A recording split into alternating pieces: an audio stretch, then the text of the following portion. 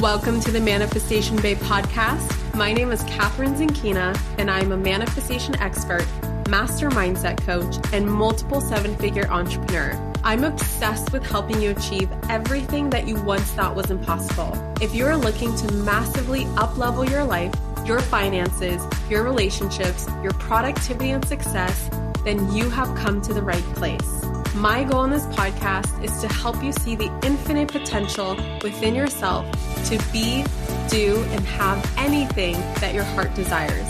Think of this podcast as your weekly dose of mindset development to help you maximize who you are and where you're going. Leave it to me to provide you with the tools, the resources, the strategies, and teachings that you need to manifest a reality wilder than your wildest dreams. I know we're about to have so much fun together, so thank you so much for pushing play today. And now let's begin. Hello, my beautiful souls, and welcome back to another episode of the Manifestation Babe podcast.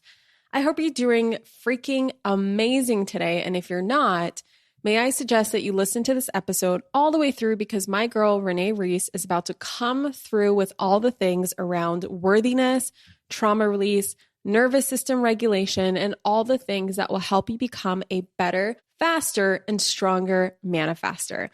I absolutely love this conversation with attorney turned worthiness queen, Renee, who I'm so excited to introduce to you because she truly is a special soul doing major work on this planet at this time.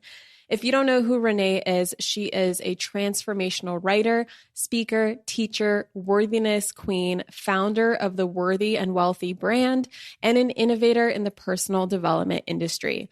As a kid, she always had her nose in a book, ready to learn or get lost in another world. That is definitely something we have in common.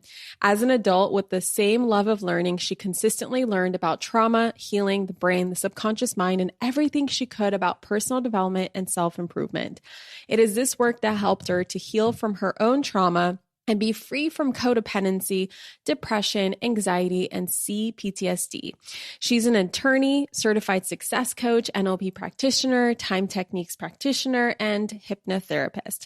In her free time, she loves to do yoga, spend time with family, have long talks over good food with good friends, travel, and wear bright lipstick wherever she goes. This episode is so good. In this episode, we talk about money. We also talk about money. So we talk about worthiness, money, we talk about nervous system regulation, trauma release, and all of that good stuff, as well as topics that are kind of touchy like capitalism and how we can make capitalism a more conscious system that works for all of us. I cannot wait for you to listen to this conversation. So without further ado, Renee. Hello, Renee, and welcome to the Manifestation Babe podcast. How are you doing today? Hello. Thank you so much for having me today. I am feeling and doing amazing. Yay. I'm so happy to hear that. So you are the worthiness queen, and I'm super excited to bring you on here because this is such an important topic. And I am so grateful for people like you who have dedicated themselves to helping people feel worthy of their dreams because, like you say, it's such a big missing piece of manifestation, right? Like a lot of people, they're like, I want that thing. And they're doing all this mindset work, but they don't feel deeply worthy on the inside of what they want to attract. And so therefore, it doesn't go their way and they block that thing from them. So I'm so excited to dive into things today. But before we get into it, I'm just curious because I know that you are an attorney or used to be an attorney. And like, how did you get into this world of personal development? How did you get the title of Worthiness Queen? I'm just curious. So crazy. So yes, I mean, I'm technically still a lawyer, but I don't practice anymore. But my first job, my first entrepreneurship, what am I saying? My first business was being a lawyer for entrepreneurs. So I had just been rejected from what I thought was my dream job back in 2017. And I took that as a sign to like do my own thing. And I was like, okay, I'm going to go for it. And I had people who were, starting their own businesses and they kept asking me legal questions. And I said, oh my goodness, there's like a need for this. Like, let me like start my own business. I think I can do this. Yeah. And it was a really great time, but also a challenging time. I was sleeping on a friend's couch at the time and just like frigging trying to make this business work. I had no idea what I was doing. And I built that business up to 6 figures within that first year. Wow. And I was stressed out, so burnt out, so like just not confident, and money management was all over the place. And I was just a hot mess. And I was actually in Bali for a few months. And on my way home, like there was a problem with immigration. I ended up owing immigration some money, and it was close to $1,000 in cash. And normally, like, I dot all my I's, cross all my T's, and I'm super responsible. But for some reason, I just missed something. There was a miscommunication, and I was a six-figure business owner, so I should have been able to come up with $1,000 cash, but I couldn't. I didn't Wow. have that much in cash, and I was so embarrassed and so ashamed and so just like it was just a come to Jesus moment. Like, what is happening in my life? How did I get here? Just things started piling up. Like, I had to, they couldn't let me leave until I paid. So I had to, find new housing, and then I had to change my flight, and I had a connecting flight because I was going to Europe, and I had to rebook that. It was just all this stuff piling up. And it was actually around the time that I found Manifestation Babe, which is hilarious to me. So I'm like, okay, what am I doing? And I just remember I was in Bali, but I was on my laptop the whole time. And I love working. So I'm not saying it's like bad to work or anything like that, but I just knew that my soul was like, there's got to be more to life than this. Like, this isn't what you were made to do. So I finally got out of Bali, and I was in Singapore on a layover, and I could only afford just a really run down motel for 2 nights. And it's so funny because Singapore is one of the richest countries in the world. Yeah. And I'm just in this, just rundown, like as rundown as you can get. So bad that I didn't even want to sleep on the sheets because I was like, I don't know what's on these sheets. I can't. So I laid on my clothes to try to sleep. And I just remember I said to myself, I'll never forget it. I was like, okay, you're going to burn down this business because you don't want to do this anymore. And you're going to figure out a way to be successful. No matter what. I don't know what you're going to do, but like, you're going to figure out this money thing. You're going to figure out the success thing. And you're going to go for it, whatever it takes. And I really had that moment with myself. And I had been into personal development for years and years and years before that. But this is when like the rubber really met the road. And I was like, okay, let's create something out of nothing. And I just went on this journey with healing from burnout, healing from my anxiety, healing from depression, and healing from PTSD, and just healing from all of these things. And at the heart of all of it, I realized for me, it was all about worthiness. It was all about feeling worthy of my dreams. And it was all about creating safety in my nervous system, and creating new beliefs that were empowering to create the life that I wanted. Wow. First of all, I'm so happy to have found another couch buddy. Living on someone's couch is such an experience. And I really resonate with what you said. Like, when the rubber meets the road, that's when you're like, oh shit, I should actually take this personal development stuff seriously. Like, what if I actually put it to work? What if it's not just a book or an article or just something that I listen to, but what if it's something that I actually see as something that can help me? And if I just apply it and integrate this and turn it into wisdom, it can actually turn around my life. So I see so many, first of all, it's like so full circle. I didn't know that that's when you discovered Manifestation Babe, and now you're here on the podcast. Yeah. So exciting. And second of all, the similarities in our stories, I just love it. And I've been there, and it's crazy, and it's amazing. And it's a thing that leads so many people to that rock bottom moment. And I know that rock bottom moments look different to every single person, but they feel scary. Like, no matter what your rock bottom moment is, it is fucking scary. And all of your past pains and traumas and all of this deep-seated unworthiness just comes sprouting up to the surface. Like, hello, hey, come work on me. And you're like, oh, okay, I guess now is the time. And so that's really, really cool. Let's talk about unworthiness and worthiness, and why is this a missing piece? Can you share some wisdom with us around this? Yeah. So one of the things that came up for me when I was a lawyer, I had hit my first 20K month in business.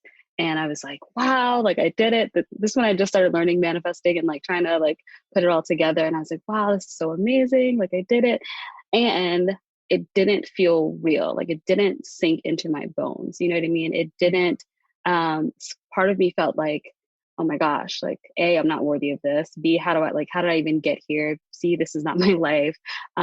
D, what if this is a fluke? I can't maintain this. And it's just this sense of lack of safety. And I just, a few months later, I was broke. Like I just, the money just like ran away from me basically because I felt like I can't handle this. This is not my identity. I don't identify in this world as someone who is worthy of money, who's worthy of ease, who's worthy of being, highly compensated for my gifts. Like I don't identify as that. And when I realized like this was an identity thing and was, me just not feeling worthy of it. And the thing is, when we come into this world, like nobody looks at a baby and says, you know what, stupid baby, this baby is not worthy of anything. Get this baby out of here, we're excited. We see the baby and we're like, we think they have all these hopes and dreams, and we see this whole world for this baby. And then somewhere along the line, like something happens, someone hurts us. We create I call them unconscious vows. We create a vow or a belief based on something negative that happened. And suddenly it's like, you know what, I'm not worthy. Suddenly I can't rely on people for help. Suddenly, if I'm seen, if I'm visible, I'm going to be harmed. If I'm too close to someone, if I'm vulnerable, like I'm going to be hurt. So I'm going to create all these protective walls or whatever and create my personality based on these hurts. And, feeling worthy is a decision to like remember who you are at your core, remember who you were born to be. And it's not so much a creating somebody new, it's just unlayering and remembering. I really love that. I resonate so much with your baby example because it's so true. Like babies are pure potential. And when we look at pure potential, we see nothing but worthiness. We see nothing but magic and nothing but beauty.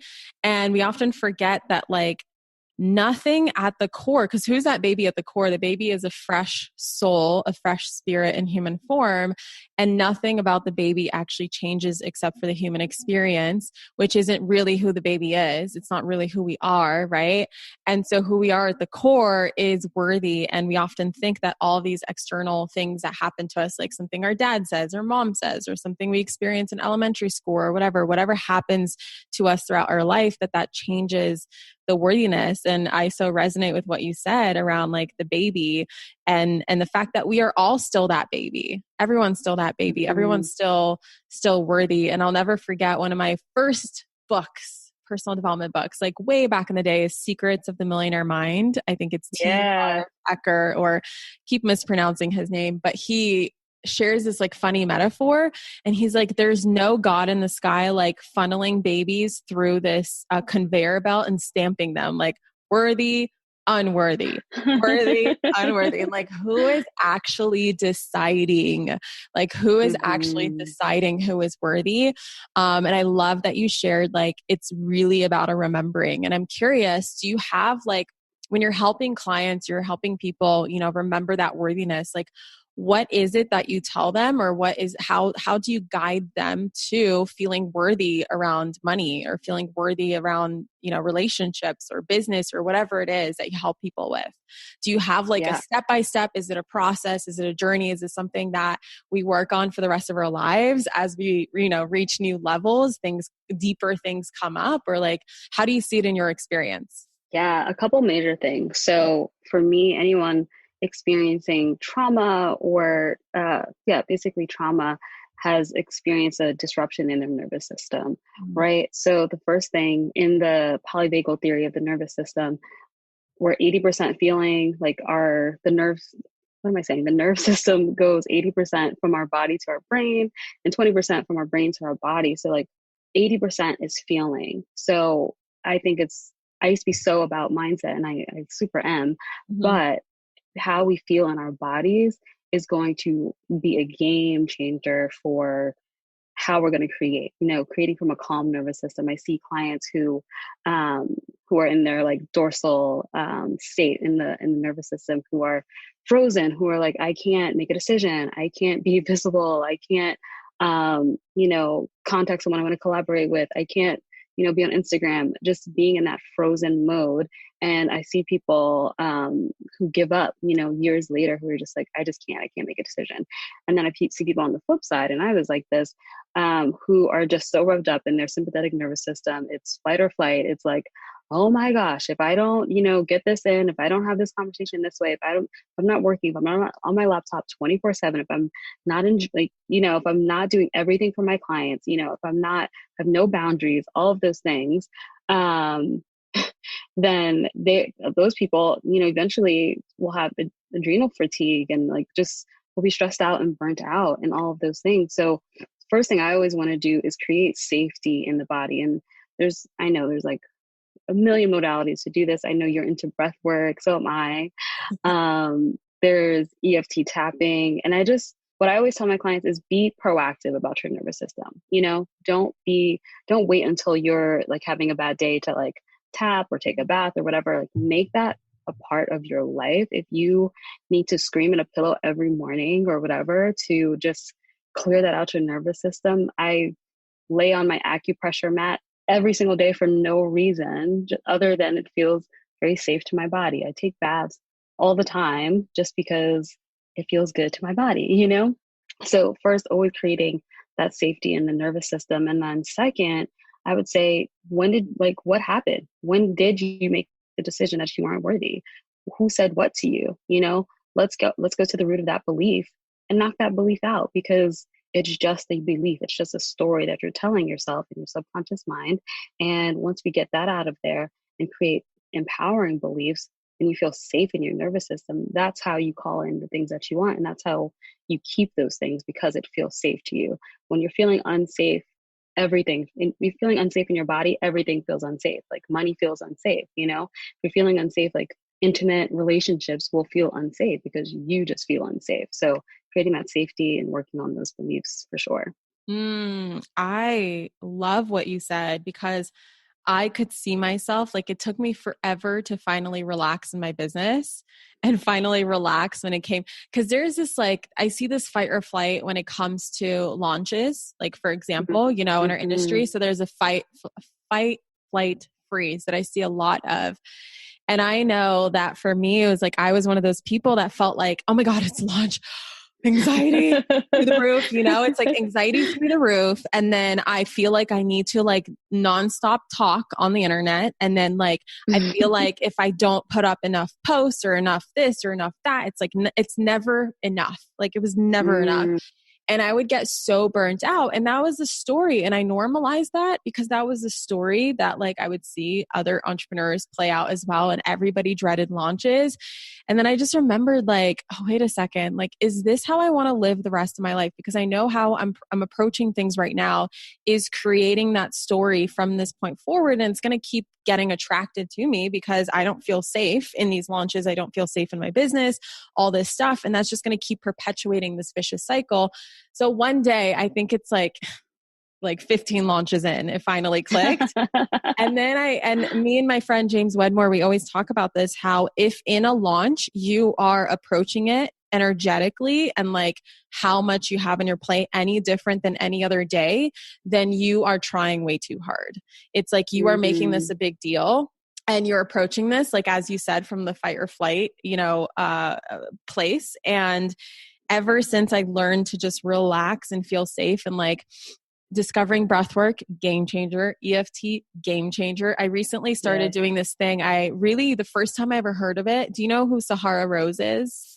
Yeah. Yeah. Okay, she's really awesome. I interviewed her recently, and she didn't talk about this on the podcast when I interviewed her, but she on her stories every now and then she would do this thing called shaking, where she just shakes off whatever is bothering her, or she dances to music. So I'm like, let me try that. And I want to talk more about trauma with you, because that's something that's been coming up for me recently, is learning more about that and the polyvagal theory and all this stuff. So I'm so fascinated by it. And I just started implementing this simple morning and evening routine of just putting a song on and just shaking and like letting my body, like letting the music and my body guide the process. Like sometimes it turns into a dance. Sometimes it turns into a rage party where I just start like air punching something or someone, right? Like sometimes my dad will come up and I'll start punching him. And it's like, this is looked at societally so weird, right? And like woo woo, and like something's wrong with this person. And I remember when I used to try to regulate my nervous system without recognizing what I was doing, I just felt like I needed to punch some fucking pillows or something like that and scream at the top of my lungs. My ex-boyfriend literally was like, you belong in a mental institution. Like there's something wrong with you, Catherine. Like only crazy people act like that. You need medication, like horrible things. And so I attached that, for the longest time, I attached that label to it.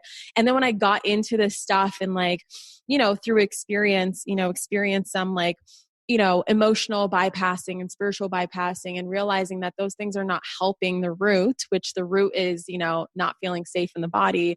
And like finally just like being able to punch my pillows in front of Brennan and him not giving me any weird labels and just knowing that that's like so healthy to do and so revolutionary and so helpful. It's been such a freaking game changer. So I love that you talk about this. Can we talk a little bit more about, creating safety in the body, like any techniques that you want to share or just anything that you want to get into when it comes to trauma, polyvagal theory? Like go as deep and far as you want to go. I love talking about this stuff. Yeah. So one of the things that I love to do, and this is so like counterintuitive, and just a few years ago, I think when I was probably bypassing, I'd be like, oh my gosh, that sounds so horrible. So for example, I used to really associate intimacy with loss. Like if I love someone dearly, like a sibling, a parent, a relationship, I was like, I'm getting too close, I'm going to lose them. And it would just like set my body on fire. And I would just freak out at the thought and, would just in my mind be clingy, not necessarily towards them, but just like, oh my gosh, what if I lose them? What if I lose them? What if I lose them? Yeah. And it was a theme throughout my life, like since I was a young kid. And what I started doing, since this thread was so real and so pervasive, I started to sit in what loss would feel like, what that loss felt like. And just for like 10 minutes a day, maybe 15, I would just feel loss. And it sounds horrible, I know, but what would happen is, first of all, what we resist persists. So my body and my brain were like feeding on this. And so I said, okay, this is what you want. You want loss. Let's experience the loss. And a couple of things happen. First I would feel it, right? And then within a few minutes though, my body would be like, oh, okay. It would come back down to neutral. And then I would do it again, maybe the next day, and it just wouldn't even feel the feelings anymore. It would just be like, oh no, we're not even actually afraid of that. That's totally fine. And I would do similar things if, let's say, if I was afraid, like during a launch, like, okay, what if I fail? Or what if I disappoint someone or something? I would sit in failure for at least a few minutes and I would feel the failure and I would just let it play out. And then suddenly I'd be like, oh, I'm actually not afraid. Like, I actually feel safe now. Like, let me go do this live and like, let me go like put a post out because I feel so good. So I tell my clients to do all the time. I'm like, okay, if you're afraid of that, go sit in that and see what happens. And your body just is craving what you're hiding from. So it's like you give it to your body and then suddenly it's like, oh, I don't even care about this much. Like, okay, I'm totally fine, Yeah. Oh my God. I do that too. And for the longest time, I was so afraid to do that. It was actually plant medicine that taught me to do that because before I would be, how like a lot of people are afraid of thinking negative thoughts because they think every single thought is going to manifest, which isn't true. And so I finally learned to just like not pay attention to that and just like let the thought happen and not worry about me like thinking it. And if I journal out on like something I'm afraid of, I wouldn't worry too much about it because I just know that like I'm getting it out. But what I didn't realize is that maybe I was journaling on it, but I wasn't necessarily feeling it. And so when I went into my ayahuasca ceremony and I like was forced to feel my feelings for like 12 hours straight of every feeling I've ever suppressed for the last, 27 years. Oh my God. Not only was that so miserable in the moment, it was so relieving on the other side. And I realized, there's this mantra that they would share with us, like, what is coming is going. And if we don't let it come, it's never gonna go. So if you don't sit in it and just like understand that it's just a vibration in your body, it's never going to leave. You're literally going to hold it in. And that's what's determining your vibration, right? So it's not just your thoughts. It's like also the feelings in your body are creating the vibration and determining what you attract. And so therefore, if you don't sit in it and like release it, and I'm curious, like when you do it, how you understand it, do you see it as like a release? Cause I literally see it as like you're letting it go. Or are you just training your brain or training your body to just not be afraid of that sensation? If that sensation does happen, like let's say the failure does come, you're just like, this is no big deal because I felt this before. I'm still safe. I'm not in danger and I can like move forward from this. How do you see that? I'm super curious. Yeah, I see it as a combination of both. So like I'm not going to run away from my feelings and I'm going to face this and I'm going to be brave and I'm going to be with that part of myself that's wanting this attention, that's crying out for attention. I'm going to be there with myself. I'm going to have my back. And then on the flip side, also, yes, I'm releasing. I'm totally releasing. Like I'll feel it in my body when I do this. I'll feel the sensation in my body, just kind of like, I don't know how to say it, but just like vibrating away, just like leaving. And to me, it's such a release. It's like I always have to drink a bunch of water after that because it's such a huge release for me. Yeah. I've had some students ask me, Catherine, how do I just feel my feelings? And I was on a live stream and I literally showed them. I like leaned back and I was like, here, I'm feeling my feelings. You just have to sit in it. Like, I don't know how you imagine this to happen, but it's just, you gotta like sit in it and you have to like wait it out and the thing is that if you resist it, it's going to last forever. But as soon as you feel it and really allow yourself to feel it, even if it sounds so miserable, it only lasts like 5, 10, 15 minutes max. Like I've never had it last longer, which is so exactly cool. So you like breath work as well, right? Breath work, EFT, I heard you say. Do those things help with trauma as well and like regulating the nervous system? And another question that just popped up is like, when you regulate the nervous system, is that when you release trauma, or is there also like belief work that comes into it because there's some sort of meaning that you've also attached to the trauma that you have to disconnect as well? Yeah. So for me, I forgot your first question, but I'm going to answer the second question. That's okay. I forgot to. Someone will remind us on the stories. Because, so with the releasing it in the body, so I think Peter Levine said that trauma is not just, experiencing the event. It's the blockage that occurs in the body after the event and like not releasing that as well. So for me, yes, healing your body, creating safety in your nervous system, and creating disconfirming experiences around that specific thing that you were afraid of or just a traumatic event, that's going to heal. And then also I think belief work kind of just like locks it in, because sometimes people are like, their conscious mind is like, okay, well, I feel better in my body, but who knows what really happened, just kind of that skeptical, that skeptic in us that's just like, I don't really know. So I still love to do belief work. I got into belief work before I got into nervous system work. So it is 80-20. So yes, I love starting with the body because it's 80% and like it's just such a big deal. And then I love locking in that last 20% because I think it does matter and it does really, really help. So I say a combination of both when you're healing trauma. Yeah, I love that. I still don't remember my first question, so it's okay. It's okay. We'll roll with it. Maybe eventually it'll come back. My next question for you is like, how do you see this showing up for people? Because I know that you specialize in wealth and you specialize in money. So I'd love to talk about that. Like, how do you see this show up in the world of wealth, and like what happens to people when they finally feel safe around money? And like why and what is money, like, because money triggers survival for so many people, because money is survival, like the very basic level. You need money to survive. So I can see that connection. But it's like, even when you have plenty, it's like sometimes when you're up leveling and you're making big investments and you're taking risks, it's like you still go into this place, if you haven't worked through that, of like, oh my God, what if I lose it all? Like, what if I make this investment and never make another dime again? And it's like constant, just this thing that bothers people. So I'm just curious if you could talk more on that. Yeah, a couple of things I want to say there. So what we were saying earlier about feeling our feelings, right? To me, I was telling my clients this week that when we want to receive, we also we have a hard time receiving the bad, like the quote unquote bad feelings.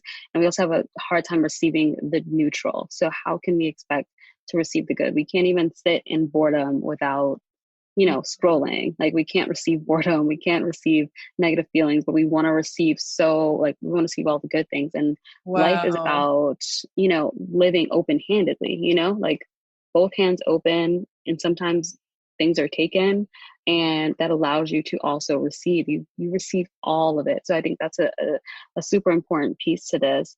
And I think that even as you're expanding, even as you're, cleaning up your money mindset, it's not about never being triggered, right? It's not about never, feeling like, oh my gosh, what's going to happen, right? Because sometimes we get to a new level and we're like, oh crap, this is scary. This is You mean we're human? No way. Didn't know that. Right. And it's not about, even the other day, I made the biggest investment in my business I've made so far. And I was like, for a day, I was like, oh shit, this is serious. Okay. But it's about having a flexible nervous system. So what happens with trauma is, normally we get stuck in a specific state. We get stuck in that dorsal, which is the freeze mode, or we get stuck in the fight or flight, and we don't know how to navigate, up and down the ladder. We don't we don't know how to get back to that calm nervous system, or we stay dorsal. We just don't move. We freeze, and our nervous system continues to look for danger if we're in that fight or flight. So it's about moving. It's about being able to have control and have just an understanding of your nervous system, because it's okay if you're getting triggered again. It's okay if something comes up and you compare yourself to someone and you're like, oh, I thought I made it past this, or something happens with your money. None of us are perfect, and none of this is a prerequisite to creating wealth. Flexibility in your nervous system is the goal, not perfection at all. Yeah, that's huge. Do you see is there something that comes to mind when you say flexible nervous system, or coping mechanisms, right? Do you see, and can you share kind of some of the differences that you might see in something that is a healthy coping mechanism and something that is an unhealthy coping mechanism when it comes to, for instance, the area of entrepreneurship and money? Yeah. So healthy versus unhealthy, it's all about intention. It's all about what's behind it. So I could say to you, you know what, Catherine, you need to go for a walk every single day, right? And for you, that might feel good. It might be amazing. And for somebody, it might be a distraction. It might be, nature's always great, right? But it might just be an unhealthy hiding thing, where it's like, you know what, I'm just going to go outside and walk all day, and I'm never going to be on the internet because I'm too afraid. You know what I mean? Yeah. So it's all about intention. It's all about, for one person, creating healthy meals might be so fun and exciting. And and for one person, cooking might not be their thing. They might order meals in or whatever. For some people, they might hire someone to clean. Some people love cleaning. It just depends on the person, depends on the intention. Even something like self-pleasuring, right? That can be amazing for one person. It might be an addiction to another person. Right. You know what I mean? It's all about intention, and whether you're, again, remaining open. Are you escaping something, or are you completely open? That makes so much sense. And I love that you share that, because it goes similarly with when I share with people manifestation practices and different kinds of things that they can do. I have to remind them constantly that what works for one person is not going to work for everybody. And what works for me, just because I'm the teacher, don't just follow exactly what I say, really feel into it and be does this light me up? Does this excite me? Is this something that makes me feel successful? Is this something that makes me feel safe? Like really experiment and try your own things and be like, oh, you know what? My jam is meditation and my jam is breath work, but my jam is not standing in Wonder Woman pose, speaking my affirmations out loud, right?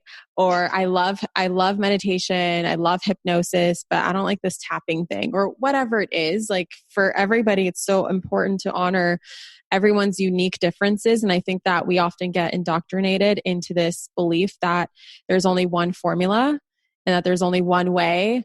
And that way is like burning out 99% of the population because that might work for just like 1% of the population or even less. So I love that you speak on that. And that makes so much sense. And that's such a great way for me to also be able to interpret it of like, does this feel good for me? Like, is this something that's making me happy? Or is this something I'm doing because I think I should be doing or someone told me to do, or I just think that this is what's going to help me release this energy when in fact, maybe I just need to dance instead of go on a walk or whatever it is. So that's really awesome. There's another topic that actually came up when I was scrolling on your Instagram today that I just wanted to see if you'd like to speak on, just because I haven't heard many people speak on this. Okay. So, there is a hot topic, a hot word, that's being talked about in a negative light, which is capitalism, right? And I saw you mention that one of your bonuses, like for your program, which you're more than welcome to talk about at the end, is, conscious capitalism. And I'm someone who also believes in conscious capitalism, and that's how I see it. And I don't see any system as perfect, but I also see how we can put consciousness into something like capitalism.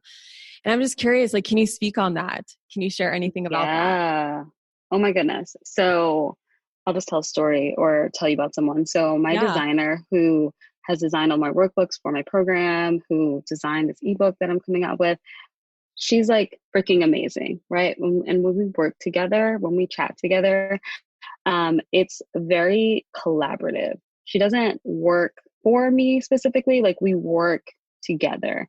And for me, that's what conscious capitalism is all about. It's all about, I think, how we're brought up, especially in capitalism, is, you make a bunch of money, you pay people as little as possible, you make the profits, and then you give back. You have charities, you do some pro bono work or whatever.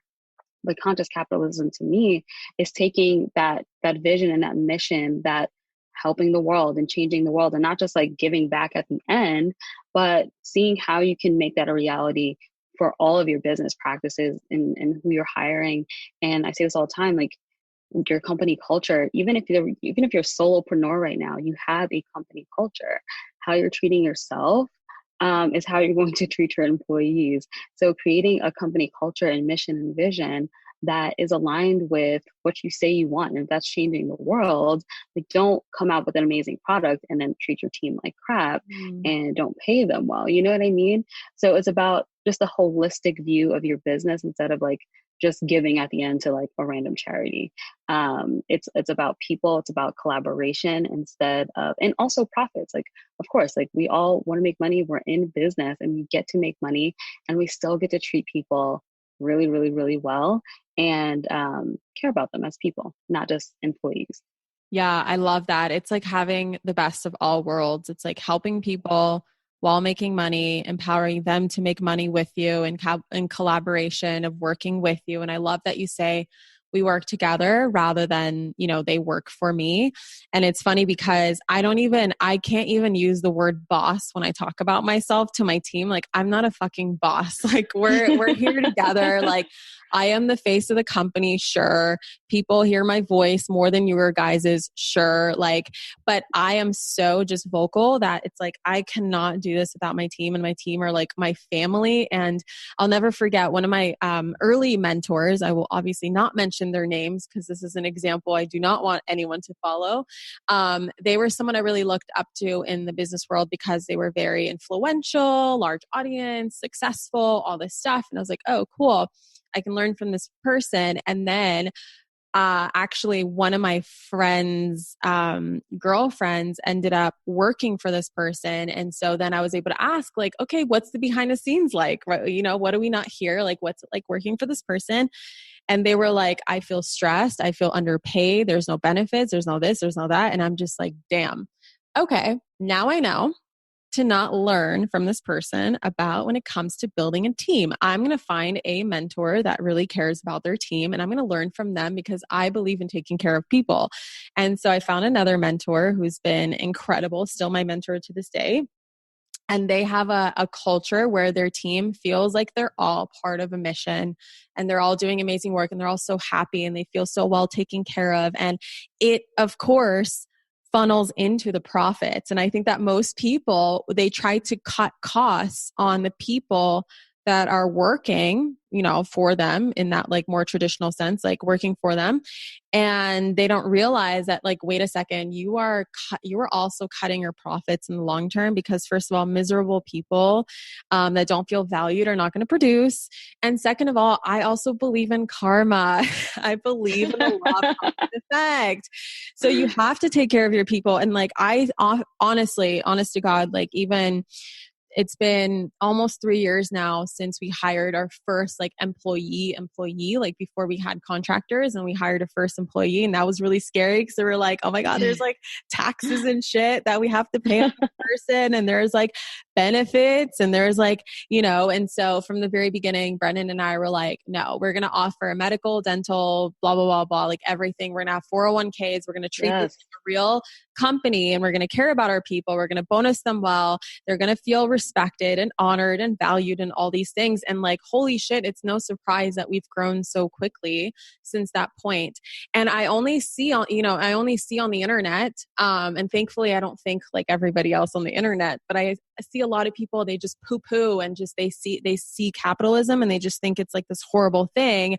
And I think that we can take anything and we can make it work for everybody. Like we can take something that isn't working or is perhaps negative in some aspects and we can change the systems, we can elevate them, we can I think the best word is elevate them and make them benefit everyone. So as soon as I saw that word, I was like, that's it. That's what I believe in. And I need her to talk about that. So I just got really excited. Yeah. And honestly, I think, America was founded on violence and taking and was built on violence and taking. Yeah. So I think that the founder or one of the founding fathers of capitalism, I was reading, like he had an intention of like kind of what we're talking about, conscious capitalism, but I think it got on American soil. Oh. And since we, I think America has an unconscious mind, of like violence and taking. So like it became this, go for myself, like, forget everyone else and profit only. It became this twisted thing. And I think that we can reclaim that. And even just in small choices, like when I was debating between opening up opening up a solo 401k or SEP IRA. And one of those choices, it's like better, you can, give, like you can like maximize it and it's just better. Mm-hmm. But it's only if you're not planning on having employees. And I was like, oh man, like it was just like, I thought about the vision for my company and I said, no, like I want employees. And you know what? I want to treat them well. Like you said, like I want them to have benefits because I've been the employee who hated her job, who wasn't treated well. Like I want people to enjoy like working for me. Like my designer, she was like, you're a pleasure to work with. And that's the highest compliment. That's the highest compliment because, and no one's perfect, but it's just, I think living in integrity, we can't be on Instagram like, oh my gosh, manifestation and like loving people and let's change the world. And then like behind closed doors, like, get this done. Yeah. Oh my God. Yes. Oh my goodness. I love everything that you just shared. And it's so true. And it goes also for like, I often say like, if you're a good, kind-hearted person and you're given money, a neutral resource, you're going to do good things with it. It's the same thing. Absolutely. Good people doing business are going to do good things, right? Good people having this XYZ, whatever tool or resource or, avenue that they're given, whatever path they're on, they're going to do good things. And so it's not something you have to necessarily worry about or necessarily blame other people or like outwardly focus on what everyone else is doing. It like all starts with you. And if you can be the example for other people, there's going to be other people out there who also want to do good things, who are going to get inspired by you.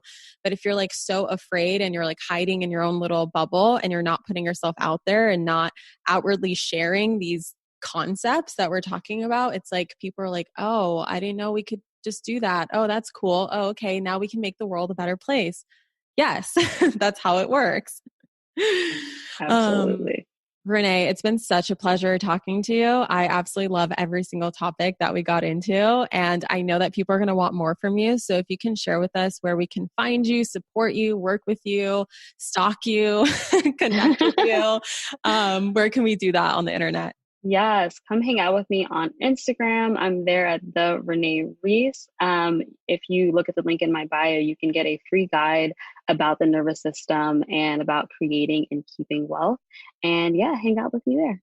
Yay, that is amazing. And for any of you guys listening, I will put those links in the show notes. So it's going to be easy to click, whether you are on Spotify or iTunes or wherever you're listening to. And please tag us at the Renee Reese, and I'm going to link that again, and at Manifestation Babe, and let us know what your takeaways were, any aha moments that you had, and definitely send some love to Renee for sharing her time, wisdom, energy with us. It's been such an incredible conversation. And Renee, thank you so, so much for coming on here. I'm sending you so much love. You are doing such great work, and you truly are the Worthiness Queen. Thank you so much. It's been amazing. Aw. All right. And to the rest of you guys, I will catch you in the next episode. Mwah. Bye. Thank you so much for tuning into today's episode. If you absolutely loved what you heard today, be sure to share it with me by leaving a review on iTunes so that I can keep the good stuff coming your way. If you aren't already following me on social media, come soak up the extra inspiration on Instagram by following at Manifestation Babe or visiting my website at manifestationbabe.com. I love and adore you so much and can't wait to connect with you in the next episode. In the meantime, go out there and manifest some magic.